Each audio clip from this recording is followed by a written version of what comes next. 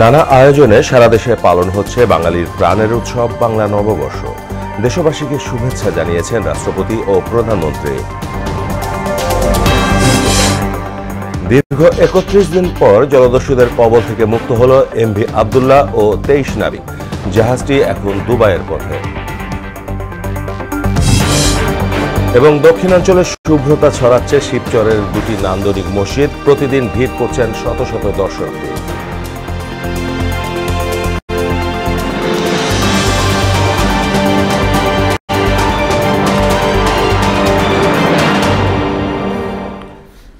আসসালামু আলাইকুম, শুভ নববর্ষ। সবাইকে বৈশাখী শুভেচ্ছা। শুনছিলেন শিরোনাম, সঙ্গে আছে মাহমুদ হাসান।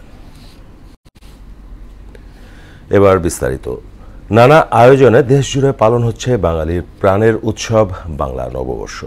বর্ষবরণে সকাল থেকেই বৈশাখী আয়োজনে মুখর রমনা বটমূল।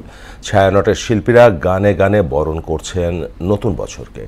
এদিকে কিছুক্ষণের মধ্যেই ঢাকা বিশ্ববিদ্যালয়ের চারুকলা থেকে শুরু হবে মঙ্গল শোভাযাত্রা।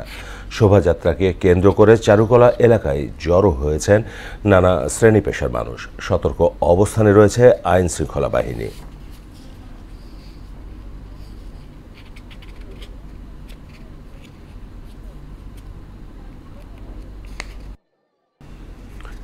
দেশবাসীকে নতুন বছরের শুভেচ্ছা জানিয়েছেন রাষ্ট্রপতি মোহাম্মদ শাহাবুদ্দিন ও প্রধানমন্ত্রী শেখ হাসিনা। এক বাণীতে রাষ্ট্রপ্রধান বলেন, পহেলা বৈশাখ বাঙালি সংস্কৃতির বিকাশে এক অবিনাশী শক্তি, যা রাজনৈতিক চেতনাকে দৃঢ় ও বেগবান করে। আর প্রধানমন্ত্রী শেখ হাসিনা বলেন, বাংলা নতুন বছর জঙ্গিবাদ, সন্ত্রাসবাদ ও মুক্তিযুদ্ধ বিরোধী অপশক্তির বিরুদ্ধে লড়াইয়ের প্রেরণা যোগাবে। নববর্ষের শুভেচ্ছা জানাতে দেশবাসীর উদ্দেশ্যে দেয়া ভিডিও বার্তায় তিনি বলেন, ঐতিহ্য এবং সংস্কৃতি লালনের মাধ্যমে বিশ্বসভায় বাঙালি শ্রেষ্ঠ জাতি হয়ে উঠবে। ভাই বোনকে জানাই বঙ্গাব্দ 1431-এর শুভেচ্ছা। শুভ নববর্ষ। আসুন নতুন বছরে অতীতের সকল ব্যর্থতা, দুঃখ, গ্লানি পিছনে ফেলে সুন্দর ভবিষ্যৎ বিনির্মাণের লক্ষ্যে একযোগে কাজ করি। দর্শক, এই মুহূর্তে রমনা পার্কে আছেন সহকর্মী ওবায়দুল হক মারুফ। বর্ষবরণের সার্বিক বিষয় জানাতে তিনি এখন সরাসরি যুক্ত হচ্ছেন আমাদের সঙ্গে। মারুফ, বর্ষবরণে রমনা পার্ক ঘিরে সার্বিক কি অবস্থা দেখছেন আমাদের জানাবেন।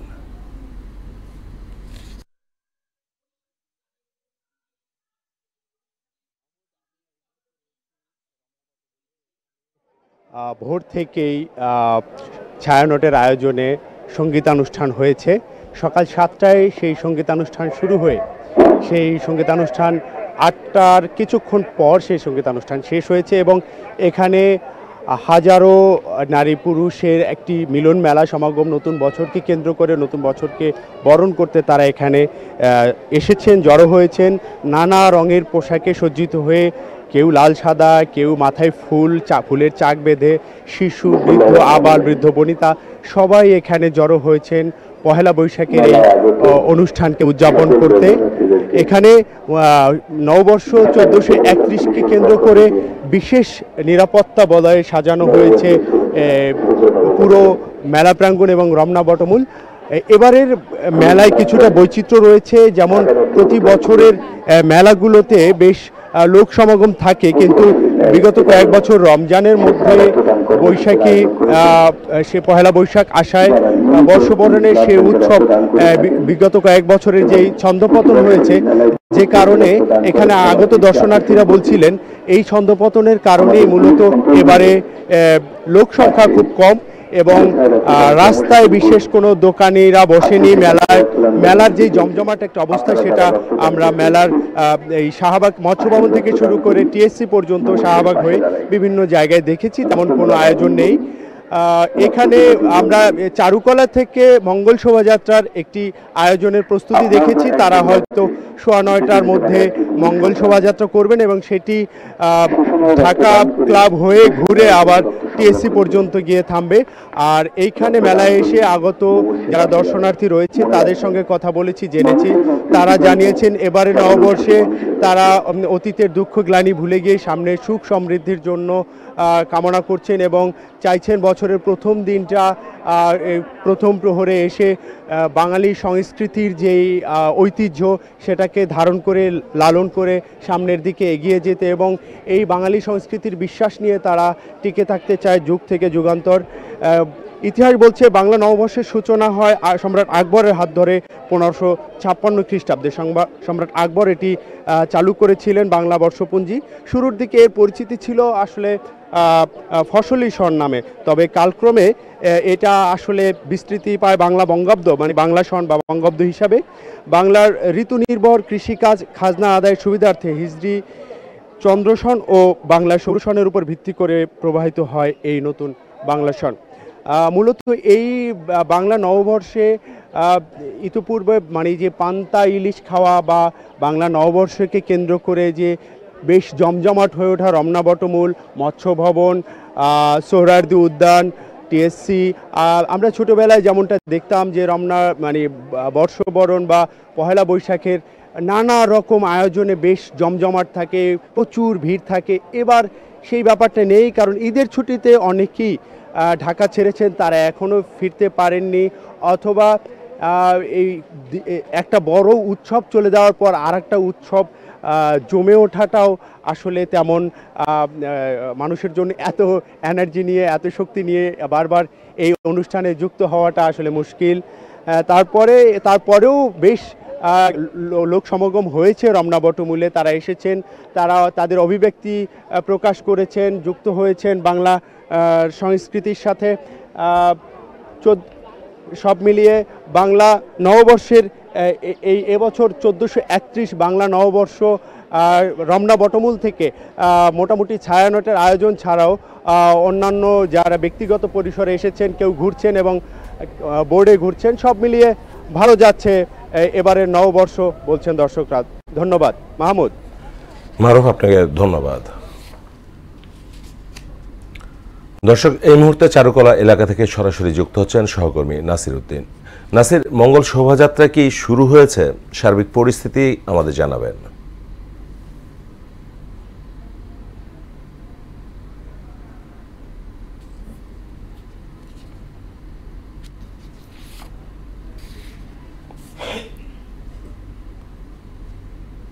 আমরা দেখেছি যে সকাল 8টার পর থেকেই বাঙালির যে বর্ষবরণ, সেই বর্ষবরণের যে অন্যতম অনুষঙ্গ ধরা হয় এই মঙ্গল শোভাযাত্রাকে, সেই শোভাযাত্রায় অংশ নেওয়ার জন্য সকাল 8টার আগে থেকে আমরা দেখেছি এই চারুকলা ইনস্টিটিউটের সামনে সর্বস্তরের মানুষ, বিশেষ করে বাঙালির সর্বস্তরের মানুষ এখানে অংশ নিয়েছে এবং সার্বিক আয়োজন প্রস্তুত। 9:15 থেকেই এই চারুকলা ইনস্টিটিউটের সামনে থেকে মঙ্গল শোভাযাত্রাটি বের হবে এবং সেই প্রস্তুতি একেবারে শেষ পর্যায়ে। আমরা কথা বলেছিলাম আজকে যারা এই মঙ্গল শোভাযাত্রায় এখানে যারা অংশ নিচ্ছেন, যারা অংশ নিতে এসেছেন, তাদের সঙ্গে কথা বলেছি। তারা সবারই একটাই প্রত্যাশা, আসলে ভেদাভেদ ভুলে যেন একটি অসাম্প্রদায়িক চেতনার বাংলাদেশ, যে বাংলাদেশে আসলে কোনো নিচুতা থাকবে না, সংকীর্ণতা থাকবে না, তেমন একটি বাংলাদেশের প্রত্যাশা জানিয়েছেন এখানে যারা এই মঙ্গল শোভাযাত্রায় অংশ নিতে এসেছেন। এবং একটু জানিয়ে রাখি, এই মঙ্গল শোভাযাত্রাটি যখন শুরু হবে 9:15টার আশপাশে, তখন এটি চারুকলা থেকে ঘুরে শাহবাগ, শিশু পার্ক ঘুরে আবার এই টিএসসিতে এসে এটি শেষ হবে এবং বিভিন্ন শ্রেণী পেশার মানুষ আমরা দেখেছি যারা বিদেশি আছেন, বিদেশি অনেকেও এই মঙ্গল শোভাযাত্রা অর্থাৎ বাঙালির বর্ষবরণ এবং এই শোভাযাত্রা এখন আসলে বাঙালির ঐতিহ্যের একটি অংশ, সেই ঐতিহ্যের অংশটি দেখতে, এই আয়োজন দেখতে তারা এখানে এসেছেন। এবং ইউনেস্কো আমাদের এই যে মঙ্গল শোভাযাত্রা সেটিকে স্বীকৃতিও দিয়েছে বৈশ্বিকভাবে। সেই বিশেষ অনেকগুলো কারণে এখানে দেশি যারা আছেন এবং অনেক বিদেশির উপস্থিতি আমরা দেখেছি, যারা আমাদের সংস্কৃতিকে দেখতে চান, আমাদের সংস্কৃতিকে ঐতিহ্যকে যারা লালন করেন, তাদের বোঝার জন্য তারা এখানে এসেছেন। এবং সব বিশেষ করে রং, বর্ণ, বৈশিষ্ট্য, সব বৈশিষ্ট্যের মানুষ এই মঙ্গল শোভাযাত্রায় তারা অংশ নিতে এসেছেন এবং কিছুক্ষণ পরে শোভাযাত্রা শুরু হবে। এবং এখানে অসাম্প্রদায়িক চেতনার বিভিন্ন যে প্রাণীর অবয়ব, সেই অবয়ব সাজানো হয়েছে। আমরা দেখছিলাম যে ইতিমধ্যেই সেটা হয়েছে। এই কিছুক্ষণ পর এখানে ঢাকা বিশ্ববিদ্যালয়ের ভাইস চ্যান্সেলর তিনি বক্তব্য রাখবেন এই মঙ্গল শোভাযাত্রার শুরুর দিকে, অর্থাৎ আয়োজকদের পক্ষ থেকে উনি বক্তব্য রাখবেন। কি উদ্দেশ্যে? একটি কথাই বলা হচ্ছে যে অন্ধকার অর্থাৎ সাম্প্রদায়িক যে অপশক্তি, সেই অপশক্তিকে মোকাবেলা মোকাবেলা করে সামনে এগিয়ে যাওয়ার যে প্রত্যয়, বাংলাদেশ যেন অসামরিক চেতনার বাংলাদেশ হয়, যেখানে কোনো মানুষের ভিতরে ভেদাভেদ থাকবে না, এমন একটি বাংলাদেশ করার স্বপ্ন, এবং সেই স্বপ্ন নিয়েই এই বর্ষবরণ এবং মঙ্গল শোভাযাত্রায় অংশ নিচ্ছে বাঙালি। মোহাম্মদ নাসির, আপনাকে ধন্যবাদ। সোমালিয়ার জলদস্যুদের কবল থেকে বাংলাদেশি জাহাজ এমভি আবদুল্লাহ 23 নাবিক সহ মুক্তি পেয়েছে। শনিবার রাত 3:15টার দিকে এ খবর জানিয়েছে জাহাজটির মালিকপক্ষ KSRM গ্রুপ। সংশ্লিষ্ট একটি সূত্র জানিয়েছে, হেলিকপ্টার থেকে ডলার ফেলার পরই নাবিকদের মুক্তি দেয়া হয়েছে। তবে কত ডলার মুক্তিপণ দেয়া হয়েছে তা এখনও জানা যায়নি। গত 12 মার্চ ভারত মহাসাগর থেকে 23 নাবিক সহ বাংলাদেশি জাহাজটি ছিনতাই করে সোমালিয়ার জলদস্যুরা। এরপর তারা জাহাজটি সোমালিয়া উপকূলে নিয়ে যায়। নিজ দেশের উপকূলে নেয়ার 9 দিনের মাথায় দস্যুরা মুক্তিপণের জন্য জাহাজের মালিকপক্ষ KSRM গ্রুপের সঙ্গে যোগাযোগ করে। নানা দর কষাকষির পর দস্যুদের সঙ্গে সমঝোতা আলোচনায় চূড়ান্ত পর্যায়ে পৌঁছেছিল বলে ঈদের আগেই আভাস দিয়েছিল জাহাজটির মালিকপক্ষ। দক্ষিণাঞ্চলে শুভ্রতা ছড়াচ্ছে মাদারীপুরের শিবচরের ইলিয়াস আহমেদ চৌধুরী কলেজ জামে মসজিদ ও শিবচর দাদাভাই মসজিদ। মসজিদ দুটি দেখতে প্রতিদিন ভিড় করেন শত শত দর্শনার্থী। কর্তৃপক্ষের দাবি, ব্যয়বহুল, আকর্ষণীয় ও সর্বাধুনিক এ মসজিদ মদিনার মসজিদে নববীর আদলে নির্মিত। ব্যক্তিগত অর্থায়নে এগুলো নির্মাণ করেছেন জাতীয় সংসদের চিফ হুইপ নূরে আলম চৌধুরী। শিবচর থেকে মনিরুজ্জামান মনির তথ্য আরও জানাচ্ছেন শারমিন স্বর্ণা।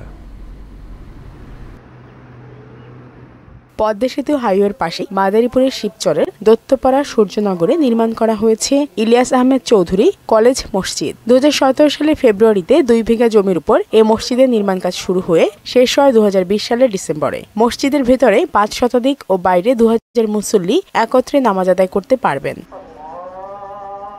জাতীয় সংসদের চিফ হুইপ নূরে আলম চৌধুরীর বাবা সাবেক সংসদ সদস্য মরহুম ইলিয়াস আহমেদ চৌধুরীর নামে এটি করা হয়েছে। অনেক মসজিদে নামাজ পড়ছি, তো আমার জীবনের প্রথম মনে হয় এত সুন্দর একটা মসজিদ আজকে আমি নামাজ পড়তে পারলাম। পদ্মা সেতু পার হয়ে আসলাম, খুব সুন্দর। তো আসার পরে দেখলাম যে না, মসজিদটা সুন্দর, পরিবেশও সুন্দর। মসজিদের ভিতরে অনেক সৌন্দর্য, কারুকাজ করা। অন্য মসজিদটি নির্মাণ করা হয়েছে শিবচর ইলিয়াস আহমেদ চৌধুরী দাদাভাই উপশহরে প্রায় 1.5 বিঘা জমির উপর। ধূসর রঙের মসজিদটি দ্বিতল বিশিষ্ট। মসজিদ দুটির ডিজাইনার কাজী হানিফ। এখানে যে পরিবেশ এবং মসজিদের যে সৌন্দর্য, আলহামদুলিল্লাহ, মানুষ মুগ্ধ করার। হাইওয়ে যত যাত্রী যান এই জামে মসজিদে নামাজ পড়েন। দূর দূরান্তের অনেকে আসেন নামাজ আদায় করতে। এটি তদারকির দায়িত্ব ইমাম ও খতিবের উপর দেওয়া হয়েছে বলে জানান তারা। এই মসজিদের খেদমতের জন্য 5 জন লোক আছি। ইমাম সাহেব একজন, মুয়াজ্জিন একজন, আর খাদেম আছেন 2 জন, নাইট গার্ড আছেন একজন। মসজিদের যে আলোকসজ্জা, এটি অনেক দূর থেকে একেবারেই পূর্ণিমার চাঁদের মতো ঝলমলে আলো বিচ্ছুরণ করে। দক্ষিণাঞ্চলের ঐতিহ্যবাহী স্থাপনায় রূপ নিয়েছে মসজিদ দুটি। শারমিন স্বর্ণা, মোহনা সংবাদ। কুড়িগ্রামের ফুলবাড়িতে কৃষক কৃষানীদের নিয়ে অনুষ্ঠিত হয়েছে ভিন্নধর্মী গ্রামীণ খেলা। ব্যতিক্রমী এ আয়োজন দেখতে বিভিন্ন জায়গা থেকে শত শত দর্শনার্থীরা আসে। প্রত্যন্ত অঞ্চলের কৃষকদের মাঝে আনন্দ ছড়িয়ে দিয়ে এই আয়োজন করে ফাইট আনটিল লাইট নামে একটি স্বেচ্ছাসেবী সামাজিক সংগঠন। হাড়িভাঙা, বালিশ খেলা, সুই সুতা, সাঁতার, তৈলাক্ত কলা গাছ বেয়ে চড়া, কৃষানীদের বল ফেলা, বালিশ খেলা এবং যেমন খুশি তেমন সাজো, ধীরগতির সাইকেল খেলা, বেলুন ফাটানো সহ 22 প্রকার গ্রামীণ খেলায় মেতে ওঠেন বিভিন্ন বয়সের কৃষক কৃষানীরা। খেলা শেষে 35 জন বিজয়ীর হাতে পুরস্কার তুলে দেওয়া হয়। প্রতি বছরের মতো চট্টগ্রাম বিশ্ববিদ্যালয়ের চারুকলা অনুষদে নানা আয়োজনে পহেলা বৈশাখ পালিত হয়। এ নিয়ে আরও জানাতে সরাসরি যুক্ত হচ্ছেন সহকর্মী সুমন কুমার দে। সুমন, সবার মধ্যে উচ্ছ্বাস কেমন দেখতে পাচ্ছেন?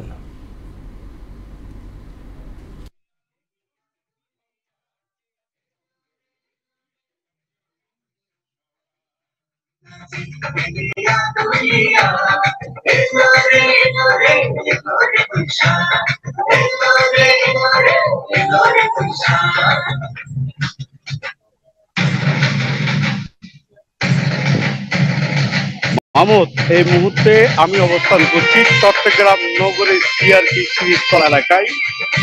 পুরাতন বছরকে বিদায় জানিয়ে নতুন বছরকে স্বাগত জানিয়ে এই যে পহিলা বৈশাখের অনুষ্ঠান শুরু হয়েছে সকাল থেকেই চট্টগ্রামের 4টি জায়গায় কিন্তু এই নববর্ষ উদযাপন পরিষদের উদ্যোগে যে সিআরপি শিরিষতলায় এই বৈশাখী উৎসব চলছে এবং চট্টগ্রাম নগরীর ডিসি হিলে একটি আয়োজন রয়েছে এবং প্রশাসনের উদ্যোগে চট্টগ্রামের এই শিল্পকলা একাডেমিতে অনুষ্ঠান চলছে এবং চারুকলা ইনস্টিটিউটের আয়োজনে কিন্তু এই কিছুক্ষণ পরে মঙ্গল শোভাযাত্রা বের হবে। তো আমরা সকাল থেকে দেখেছি যখন থেকে অনুষ্ঠান শুরু হয়েছে, অনুষ্ঠান শুরুর পর থেকে কিন্তু নানা বয়সী মানুষ কিন্তু আস্তে আস্তে আসতে শুরু করেছে যে অনুষ্ঠান স্থলে এবং এখন চলছে কিন্তু সাংস্কৃতিক অনুষ্ঠান এবং নৃত্য পরিবেশিত হচ্ছে। তো সকাল থেকে আমরা দেখি চট্টগ্রামের বিভিন্ন সংগঠনের উদ্যোগে কিন্তু একের পর এক তারা বিভিন্ন ধরনের অনুষ্ঠান চালিয়ে যাচ্ছেন এবং চট্টগ্রামের যে নববর্ষের যে এই অনুষ্ঠান পয়লা বৈশাখকে ঘিরে কিন্তু চট্টগ্রামে মেট্রোপলিটন পুলিশের উদ্যোগে কিন্তু বিভিন্ন ধরনের পদক্ষেপ গ্রহণ করা হয়েছে। অর্থাৎ যারা রয়েছে তারা কিন্তু এই চট্টগ্রামের নিরাপত্তার জন্য কিন্তু তারা বিভিন্ন চেকপোস্ট বসিয়েছে। চেকপোস্টের মাধ্যমে কিন্তু যারা এই নববর্ষ অনুষ্ঠানে আসছেন তাদেরকে চেক করে কিন্তু ঢুকানো হচ্ছে। তো চট্টগ্রামের সিআরপি শিরিষতলা থেকে এই ছিল আমার কাছে সর্বশেষ। সুমন, আপনাকে ধন্যবাদ। ময়মনসিংহ নগরীর ট্রাংপট্টি এলাকার মুকুল নিকেতন থেকে প্রতি বছরের মতো এবারও মঙ্গল শোভাযাত্রা বের হয়েছে। পয়লা বৈশাখের রঙিন আবহ জানাতে সরাসরি যুক্ত হচ্ছেন সহকর্মী রুবায়েত বাপ্পি।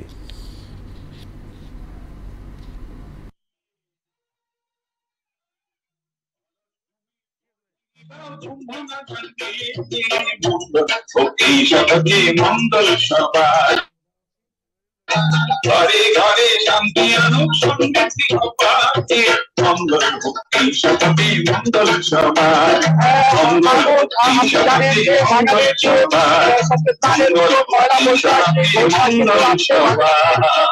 কর্মসূচির মধ্য দিয়ে পালিত হচ্ছে। আমরা এখানে ময়মনসিংহে কিন্তু সকাল 8টায় কিন্তু প্রথম মঙ্গল শোভাযাত্রা শুরু হয়। মঙ্গল শোভাযাত্রায় কিন্তু নেতৃত্ব দিয়েছেন সদর আসনের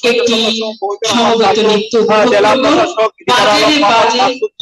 জেলা পুলিশ সুপার আহমেদ ভূঁইয়া সহ এই মঙ্গল শোভাযাত্রা কিন্তু মুকুল নিকেতন বিশ্ববিদ্যালয় থেকে শুরু হয়ে এই জয়নুল খানের বৈশাখী মঞ্চে এসে সমবেত হয়েছে এবং এখন কিন্তু সেই বৈশাখী মঞ্চে কিন্তু বৈশাখের যে উদ্বোধনী গান, সেই গানের পর কিন্তু এখন নৃত্য এবং সঙ্গীত পরিবেশিত হচ্ছে। এবং আমি আপনাকে যদি বলি যে এই বৈশাখী উৎসবকে ঘিরে কিন্তু ময়মনসিংহের নানা বয়সী পেশার মানুষ বিভিন্ন সাহায্যে সজ্জিত হয়ে এই ময়মনসিংহের যে জয়নুল খানের যে বৈশাখী মঞ্চ সেখানে সমবেত হয়েছে এবং অত্যন্ত আনন্দ উদ্দীপনার মধ্যে দিয়ে ময়মনসিংহে পালিত হচ্ছে পয়লা বৈশাখের আজকের সেই উৎসব। এই ছিল আমার কাছে বৈশাখ উৎসবের সর্বশেষ।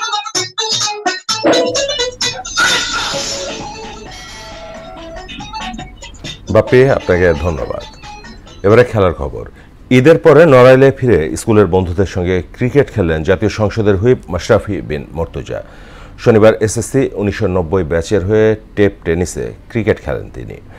এসএসসি 1990 ব্যাচের ক্যাপ্টেন হিসেবে তার নেতৃত্বে প্রথম ম্যাচে দলকে জিতিয়ে মাঠ ছাড়েন দেশের সাবেক এই অধিনায়ক। বন্ধুদের সঙ্গে ক্রিকেট খেলে তাদের নিয়ে হাসি ঠাট্টাও করেন তিনি। নিজের বাড়ির সামনের চিরচেনা এই মাঠেই মাশরাফির শৈশবে ক্রিকেটের হাতেখড়ি হয়েছিল।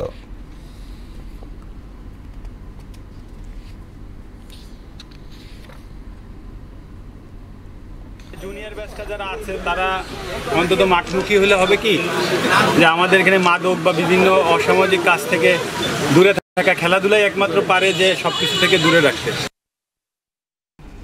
শেষ করব মোহনা সংবাদ সারা দেশ। যাবার আগে শিরোনামগুলো আরও একবার।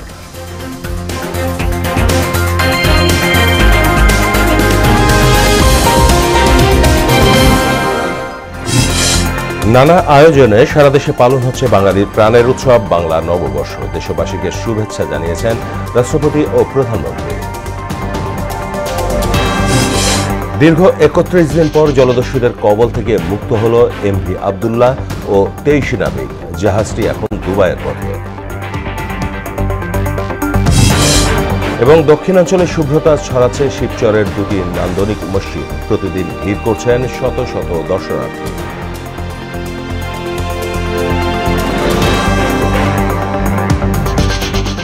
এই ছিল মোহনা সংবাদ। সারা দেশে পরবর্তী সংবাদ দুপুর ১টায়। এছাড়া মোহনার সবশেষ খবর জানতে ভিজিট করুন www.mohana.tv।